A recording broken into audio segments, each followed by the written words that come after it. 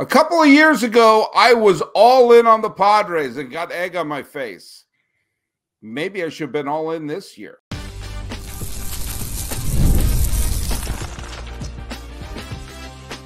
You are Locked On Padres, your daily San Diego Padres podcast. Part of the Locked On Podcast Network, your team every day.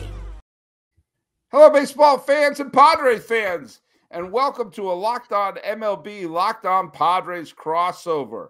This is partially the podcast you listen to all year long where we cover all of Major League Baseball, or possibly you could say this is the way and we follow the Padres. Oh, that's a Pikachu. I'm sorry. I thought it was a Baby Yoda for a second. I'm sorry. You're good. You're forgiven. He forgives you.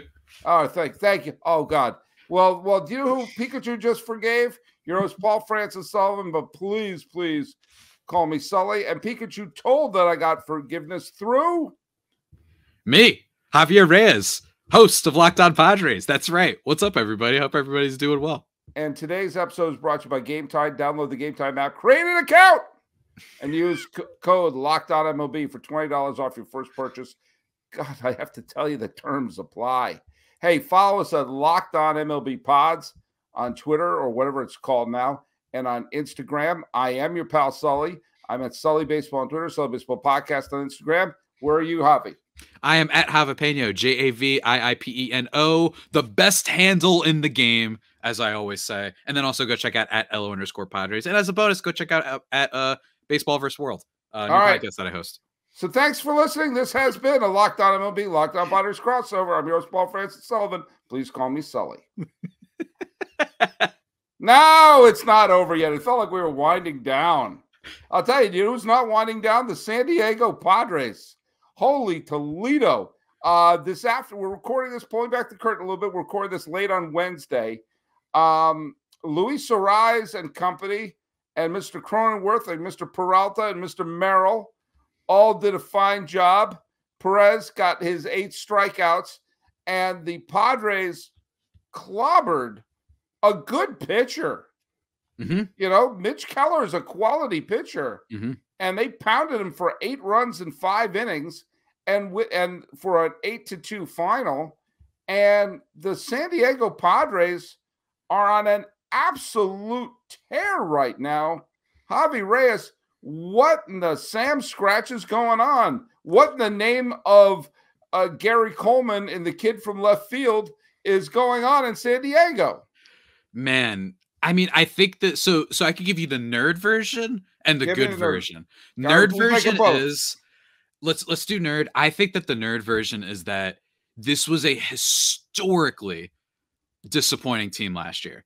Yes. In the clutch, runners in scoring position. You had it was like there's all sorts of stats you can look up from next gen stuff, like, you know, the first team to have a 30+ homer, you know, above 950 OPS guy, and a team to have a Cy Young winner, and a team to have the best closer and miss the playoffs but finish at 81 wins, or 82, I think it was. I think that what happens in baseball is overall the hitting with runners in scoring position, clutch, winning close games, that doesn't transfer usually to the extreme back-to-back years. So you aren't going to be number 1 team with runners in scoring position one year and then number 1 the next year. And you're not going to be the worst ever and then the worst ever the year after. There's got to be some positive sort of regression. And I think that's what's happened. And it's almost like we had to pay the price of last year, losing Juan Soto. And, you know, if you want to go with the Ewing theory, you know, losing him and this team is better than ever. I think that's what it is. I think it's just that fundamentally they got unlucky, and just that doesn't stay the course in baseball. Football, yeah. If I'm betting if it's going against a certain quarterback, yeah, that guy's probably not going to show up. Basketball, just go ask the Clippers fans with James Harden. But for baseball, it just doesn't usually stick. And I think we're just getting a total reversal. That's the nerdy way of viewing it. The good way of viewing it is just that when you watch this team, it's electric. They look and feel different. They have a kid at 21 years old who all of a sudden is not literally the leader. I'm sure that, you know, it's Manny Machado or even Joe Musgrove, but like the energy, the vibe when you're watching the game, who feels like the heart and soul of the team. It's the 21-year-old prospect who, by the way, was a shortstop and changed to center field and is quite good at it. So those are the two versions of basically what's going on with the Padres. And Sully, and tell people who that is, because we're not just San Diego Padres fans. True, that's true. It is Jackson Merrill. Jackson Merrill. That's a good point, because you national MLB listeners, you've been there to, Paul Skeens always got the famous girlfriend. No, you got to start paying attention to Jackson Merrill, because and I do think that he's been covered a little bit. I think people are just kind of like trying to understand what's going on, because on top of the good numbers and having a true gift of making contact at the very minimum, the guy never swings and misses. No, he's been exceptional, and he comes in huge in big moments. He did so again today. He did so again. He's been unbelievable. He had an RBI triple. I think it was 2 runs. He also had another hit in the game as well. And then he had that series against the Marlins when he brought them back in 2 straight games with a game-tying home run. He had the walk-off against the A's earlier. The first game of the Pirates series, he made a potentially game-saving catch to rob the best hitter on the Pirates, Brian Reynolds, from the hit. So it's like, on top of all the regular numbers and being like, hey, you know what? This guy's having a nice rookie year. This is what you look for from your top prospect. Now it's like, I think I've said this on my show, he's having the second year breakout in his first year. That's what it feels like. I don't know if it's going to continue, but it's possible that this isn't just, he's on a hot stretch right now. It might be like, maybe there's something else going on here, and he might be ascending to being like a top 10 outfielder already. I'm just going to state a couple of facts here. The Pirates are not a bad team. They've got a lot of talent on their squad, and the Padres just swept them. They just pulled the rug from them, and they threw good pitchers at them. So it's not like they got their scrubs. But here's something I want to bring up. It's right now, it is mid-August. Okay. Let's go back to mid-June. Okay, yeah.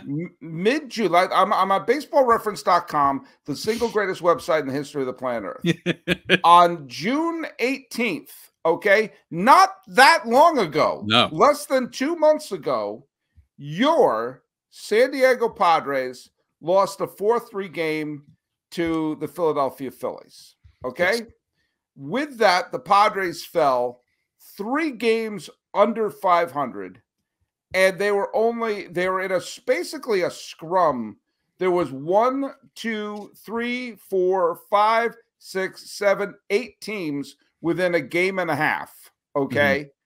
And all it would have taken is a slight losing streak to make the Padres. They were basically a half a game. They were tied for the 4th worst record in the National League. That's all I'm going to say. Yeah. Okay. After that date, the Padres have played 44 games and have won 31 of them. They're 31-13, which is by far the best record in baseball in that stretch. And not only that, but they have won 19 of their last 22 games. They are the anti-White Sox. Yep. And I mean, this is within this is according to, I'm just going to read from AJ Casavel on MLB.com. It said they completed a 6-game season series sweep of the Pirates in a 9-day span. They beat the Pirates 6 games in 9 days. This is not a bad Pirate team. No, they're not amazing. But there's certain, you see it. You see the steps there. You got even, some of their weaker players, like Brian Hayes at the plate, but he's a generational defender, right? They've got good stuff. And by the way, over this course, now I'm not a strength of schedule person in baseball. I just think that you got to just win. Anyone, because I believe the Yankees are losing to the White Sox as we record this. Exactly. They got trounced by them on Monday too. Right.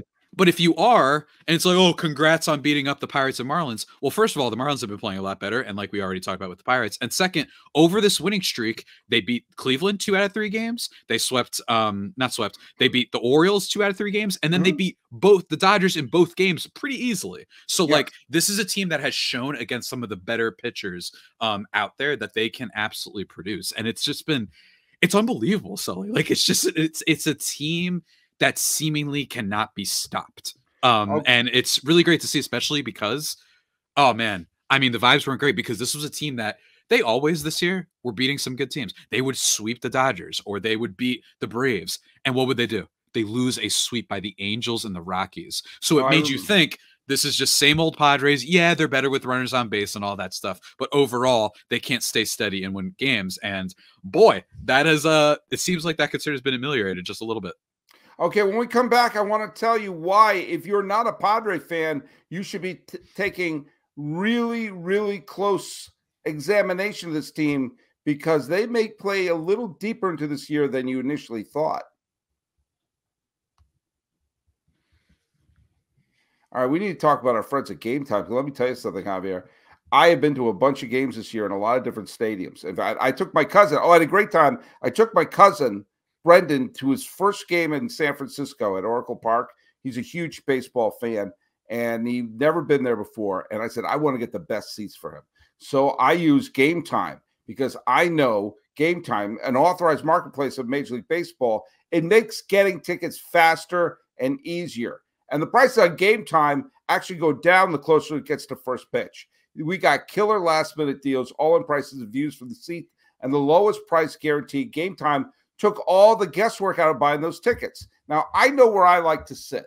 I like to sit behind home plate, usually on the second deck, because I like to be a little bit above the game, because I am above the game, and a little bit up the first base line. That's kind of how I like to be. A little bit like it's like I'm just out of the batter's box, and especially if you're in Oracle Park in San Francisco, you get a killer view from that angle. And I wanted my cousin Brendan to have all the best there. So I got the zone deal. I found the section. This is where I want to sit. Go find me the best deal in there for 2 seats. Boom. And I got the flash deal, so I got some extra savings when I saw the Rockies lose to the Giants. Got the lowest price guarantee, because Game Time will credit you 110% of the difference. And I had a seat view. I got a panoramic view from the seat in the app before I bought it. So, and the purchase is covered by the most flexible customer service industry policy in the entire ticketing industry. And I got to tell you, Brendan loved the stadium and he loved the tickets. So take the guesswork out of buying MLB tickets with Game Time. Download the Game Time app, create an account, and use code Locked On MLB for $20 off your first purchase. Terms apply. Again, create an account, redeem the code LOCKEDONMLB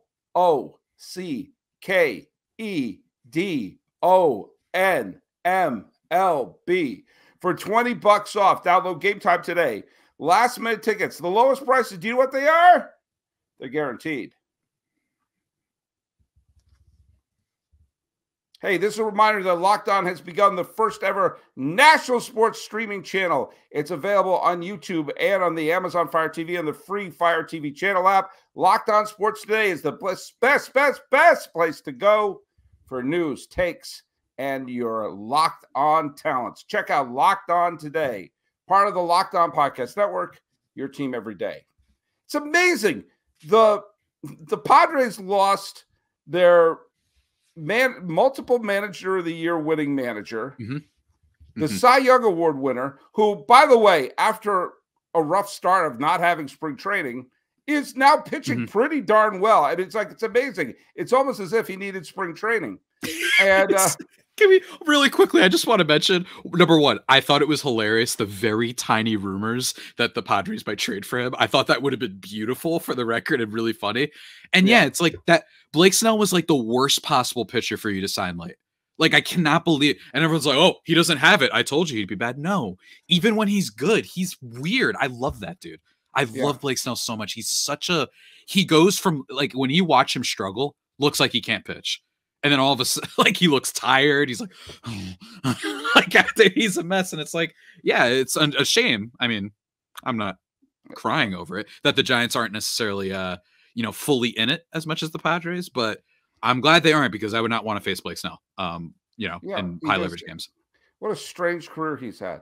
He's been an okay pitcher with 2 Cy Young Awards and a no-hitter. And when he's on, I mean, he's in like the top 10 that I've seen of like the last decade, probably. I mean, he's like Frank Darabont. I definitely know who that is. Frank Darabont's a film director who's made some okay movies and The Shawshank Redemption.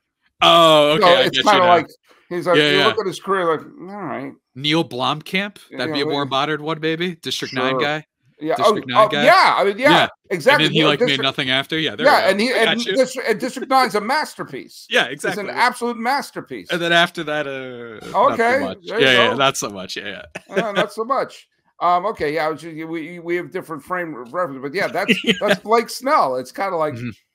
Okay, you can't deny him those 2 years. He was fantastic. And then you lose, and then you trade away Juan Soto. Yeah.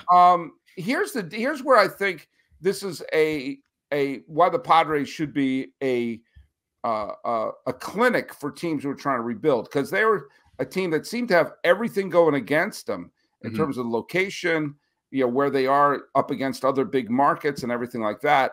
And then losing those huge pieces. They made sure, all right, we lost Snell, but we made sure there was a piece to maybe not to replace, but like Dylan Cease will fill that role. Arise will fill the role of Soto. Is he as good as Soto? No, but he's a damn good hitter. So it's not like, okay. And then they lose Melvin, but they get God, I just lost his name. Mike Schilt. Schilt. I almost said Snicker. Schilt, who did a terrific job with St. Louis, and the only reason why he was let go was because he clashed with the front office. So, like, okay, we'll get an experienced manager, and look at how they're playing. It's amazing because, first of all, there's a fun thing that the Padres didn't exactly get this. I think that their loss to the Marlins this past weekend negated it, but the last time a team had like a win streak, winning this amount of games in a certain amount of days, the closest team was the Cardinals when Mike Schilt was the manager. Actually, I think it was the 2021 season, that annoying season when the Padres collapsed famously, and then the Cardinals won like 97 games in a row. That's kind of what happened there. And you're right. I just think that it's funny, and it's funny because I have to admit I was skeptical of Mike Schilt, because just as a follower of sports, I always worry when the smart, or at least usually smart, organizations let go of someone and we're like, why did they do that? It makes me go, but I think the Cardinals might not be in that phase anymore. You know what I'm saying? No, they're not. Yeah. They're not. Them being the smartest people in the room kind of ended about 10 years ago.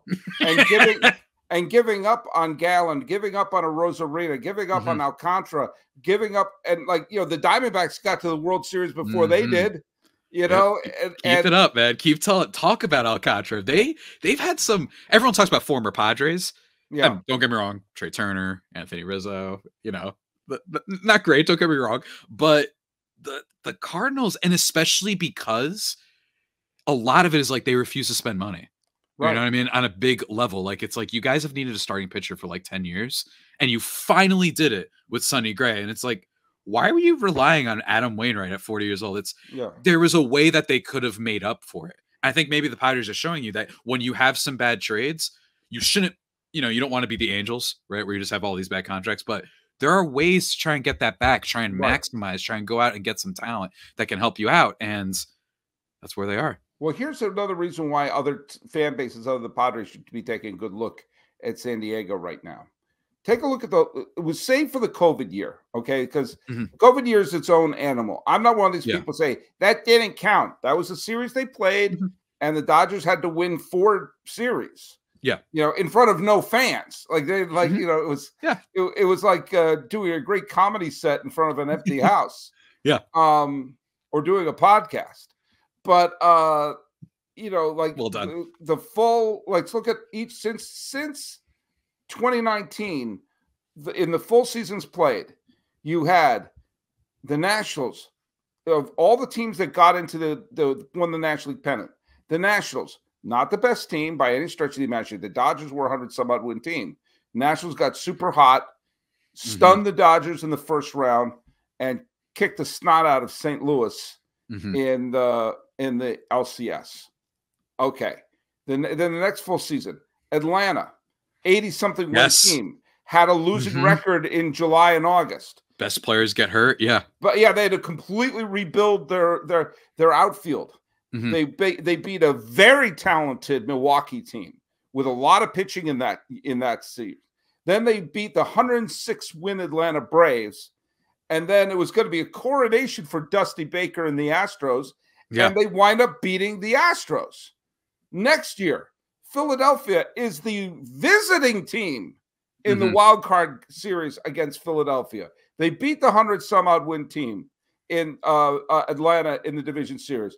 I don't remember what happened in the league championship series, but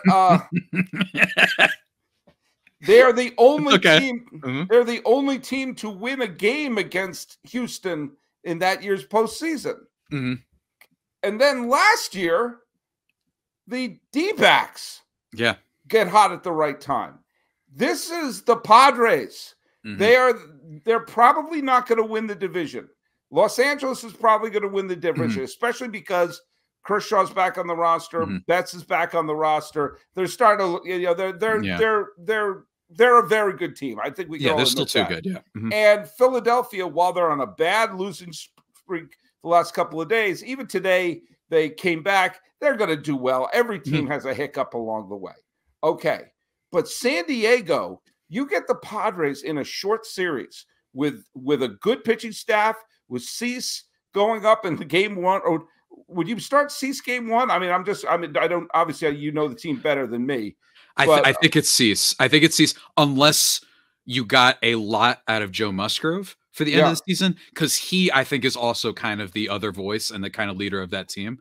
If you got him, there's something about having him. He had a big playoff start the last time they were in the playoffs against the Mets, in which the Mets fans and their fan base and then their team and then even their media started crying about it and saying that he cheated because he had something weird on his ear that wasn't cheating and actually made it harder for him. But anyway, that's a whole other thing.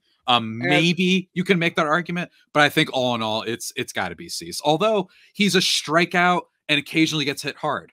So that's why I'm saying, like, do you want to go instead with a Musgrove who he might not give you that no-hitter that Cease through during this winning streak, by the way? But Musgrove did throw no-hitter. And so did Musgrove. So did Musgrove. So I'm wondering, like, do you just say, you know what, we want a quality start? You know what I mean? Let's just try and get that first game. Let's knuckleball Waldron up there. Oh, I love Waldron. I love Waldron. I talked about the beginning of the year. Yeah. But what I'm saying is, if there is a team that could catch a Philadelphia, Los Angeles, or Milwaukee with their pants down, it's San Diego, especially the way that they're playing. But I will say this, and I'm gonna tease our next segment here. But I will say this: if the playoffs started today, we would see a wild card series matchup that I think would be for the ages. And it is the biggest hair in the soup for Javier Reyes's dreams of a Padre pennant.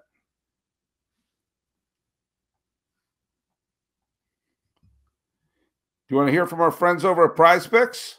I do want to hear from them. And I'll do it right now. Actually, I forgot that I was supposed to read this one. Shout out to Prize Picks, everybody. Download it. It is America's #1 daily fantasy sports app with over 5 million active members. That is a lot of people. It's very, very simple too. If you're worried about oh wait, I don't know what money line means. What's a parlay? What's a this and that? Don't worry about it. All you do is you pick over or under on 2 to 6 player projections, more or less than the given stat. So say the day it gives you over 1.5 bases for Jackson Merrill. You can pick over or under on that. And if you hit on that, a bunch of things, you can 100 times your money. Seriously, turn $10 into $1,000 with Prize Picks. And let me tell you, they got promotions for you too, Sully. No, I don't. I do not believe you. You don't believe me? Well, check this out.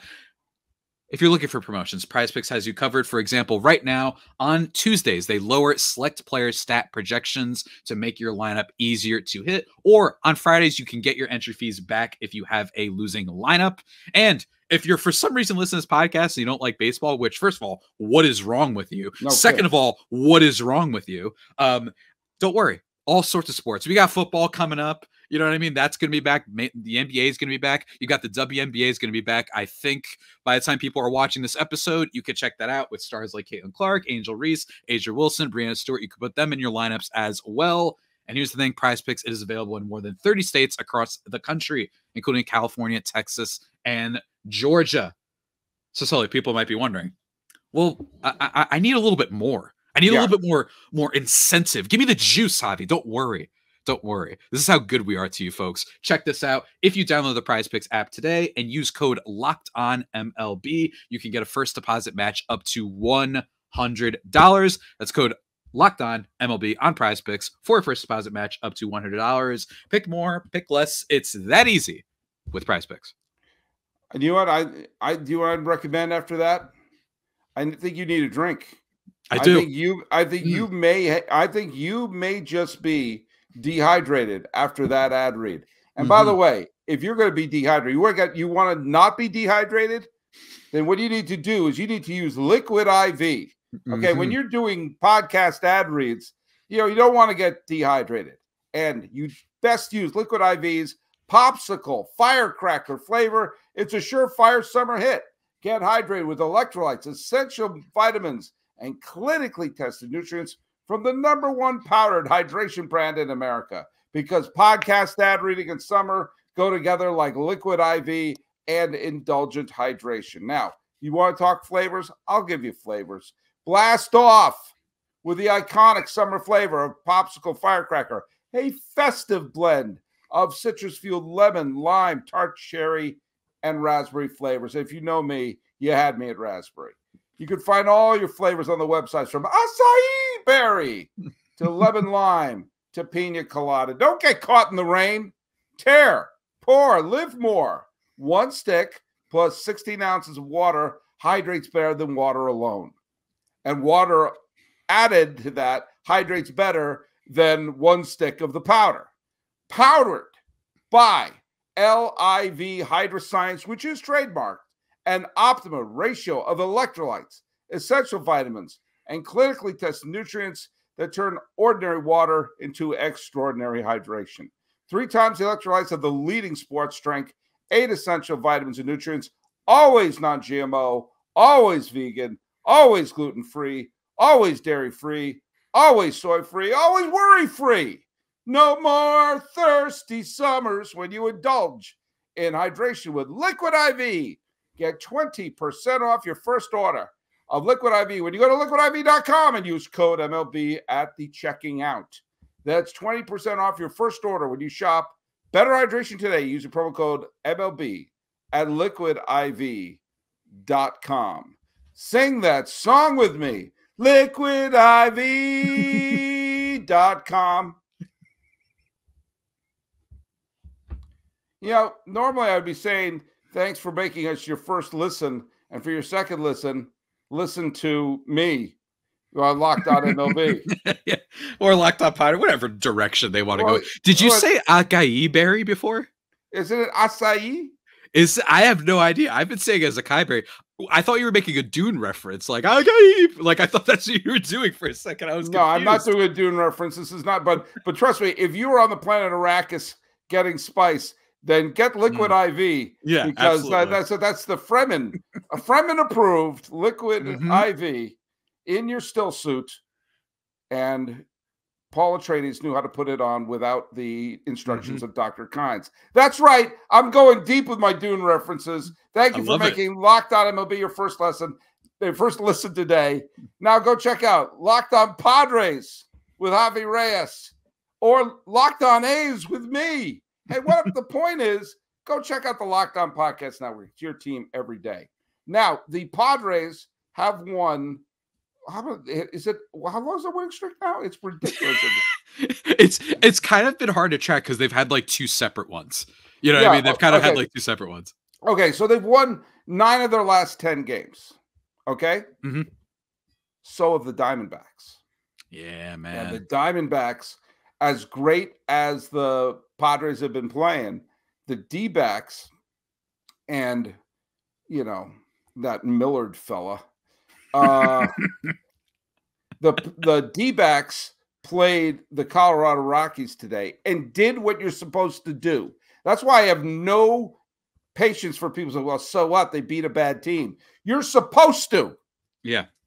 And in an airtight race, you can't afford to lose some of these games. Well, Montgomery pitched quite well. Thank you very much. Thank another guy who didn't have a spring training. Well, he's starting to turn things around. And then today you had Suarez home run, Jock Peterson, one of the aforementioned outfielders that the Braves used to cobble together a World Series winner. He wound up getting a double. Suarez drove in 5 runs today, by the way, for those who are keeping score at home. And they won 11-4 over Colorado. And it wasn't in Coors Field either. You know, it wasn't 11 runs in the zero gravity of Denver. If we're right now, if you could say things like if the playoffs started today, it's not absurd because the playoffs are going to start about a month and a half. Right now, the division leader with the worst record, which right now is Milwaukee, would play the last. Shocker. Would be the last team. Would play the third wild card team, which as of this recording is Atlanta. And then the Padres and the Diamondbacks would play each other. I know. I mean, I know. And notice the defending National League champion, Arizona Diamondbacks. I mean, that's got to get you a little bit. Like this, it gets me a lot, man. I mean, okay, talk it through. Talk it through. Look, it reminds me a little bit of how, like, someone in the New York area who is happy for all my Mets friends, when the Mets do well, that the Padres had to, you know, exterminate them in the playoffs famously in 2022. It made me upset because I'm like, can we play anyone else? Give me Milwaukee. I hate Milwaukee so much. I hate them. And by the way, maybe even you included, that Locked On Power Ranking survey putting the Brewers at 6. Do you guys not watch? They are regular season merchants, if I've ever seen one. They're going to get smoked in the postseason. Smoked. You know why I know that? Because they did already by the D-backs last year. They got swept, immediately face off the earth. And all they did was get rid of their best pitcher because he wanted an extra $750K. So I'm not scared of the Brewers. I would be ecstatic if that's who they were playing. Instead, they're in this position where it's like, I really hope they win the division. That would kind of make all this winning worth it. It feels very cruel that both teams, the Diamondbacks included, frankly, that they would have to face the other team that's really, you know, on fire right now. Everybody wants to play the Brewers. I know that for a fact. Like, everyone would love to play them. I think everyone would want to play the Dodgers too, because given recent history, I don't want to face them in the regular season. But in the postseason, I'm like, yeah, they'll find a way. You know what I mean? Like that goose will land and you'll get another win. Exactly. We love the goose. It's tough. Talk to me, Goose. Talk to me, Goose. Goose, no. Hopefully it doesn't go that way for the Padres as a Top Gun, but I will say that the D-backs, one thing that I do think is misleading, and someone messaged me this the other day, is they were like, well, Javi, like, we have better pitching. And I agree. And they're like, look at their ERA. They're 25th in Major League Baseball in ERA, and they're 28th in batting against. However, Eduardo Rodriguez and Jordan Montgomery are basically just coming back. So you add that with Gallen, all of it, and don't get me wrong, this season felt like a little bit of a year from hell from them. They lose Merrill Kelly. Corbin Carroll is having the sophomore slump of all sophomore slumps. I get it, but it does scare me that they made additions at the deadline. They got AJ Puck, who's been doing good for them, really good for them. And Gallen, Montgomery, Eduardo, that works, man. That'll play in the postseason. And I think that's just as good, or at least, you know, the difference would be negligible between the Padres' potential top 3 of a, you know, Dylan Cease, Michael King, Matt Waldron. So that's a team I don't want to face. I do think the Padres are better. I just think that, you know, they just have a magic to them. I think that their lineup is deeper in a lot of ways, even though the offense doesn't, the numbers don't bear that out. I just trust it a little bit more than guys like, you know, Jake McCarthy to be able to come through, Pavin Smith. I don't fully think Randall Grichuk to an extent. But still, man, it stinks. Josh Bell has been awesome for them. Josh Bell, who apparently is only allowed to be good when you trade for him mid-season. This is the latest phenomenon. So I would hate to play the D-backs now. No one wants to see the Padres or D-backs in the playoffs right now. Everyone's like, you know what? Can y'all like win the division so we could face LA? I think I might prefer them instead. Let me just put the last thing I'll say to you. I had mentioned the aforementioned June 18th date as a moment where the Padres have gone 31-13. The Diamondbacks went 32-16. I know. And they're the only other team in the National League to play over 600 ball in that same stretch. I hate, because the other thing is, it's not like it's just a 1-game lead. No. Right? The third wild card is a 6-game difference. So it is the ultimate I've won, but at what cost meme. You know what I mean? And I still have confidence, right? I really do. And frankly, the Dodgers have 71 wins. It's not impossible for the Padres, or you know what? Screw it. Absolutely. I'll play the Dodgers in the wild card. D-backs, you can have the division. I'm totally cool with that. But it's going to be close. But I do think that overall, I think it's really great for the sport, for both of these teams to be really in it. I think it's awesome. I think it's really cool that the D-backs didn't just do what a lot of other teams do, which is like, hey, look how far they got. Okay, cool. They're distracted. Let's cut back on payroll this year. You know what I mean? No, they didn't. Instead, the D-backs said, give me Montgomery, give me Eduardo. And also, we're bad right now. Don't care. We're still going to buy at the deadline. I respect that front office. They've got a lot of smart people over there. Low-key have been run really well for a while now. Remember the JD Martinez acquisition? Everyone was wondering why they did that. The Madison Bumgarner thing was bad, but other than that, like, but no one knew it was. Nobody knew it was, especially for it to be that bad immediately. Yeah. All right. Well, look at. We'll find out for sure. Avi gave us a little preview tomorrow's show. We're going to be going over the power rankings. We didn't get a chance to do this. We'll do it for tomorrow's show. All right, Avi Reyes. We've already promoted the heck out of his show. Go listen to him. He's on Locked On Padres, and follow him at Javi Peno. 2 eyes in the middle of that. This talking about the 2024 National League champion San Diego Padres. You put it, go to FanDuel, put it down. This has been a Locked On MLB, Locked On Padres crossover. He's Javier Reyes. My name is Paul Francis Sullivan. Please call me Sully.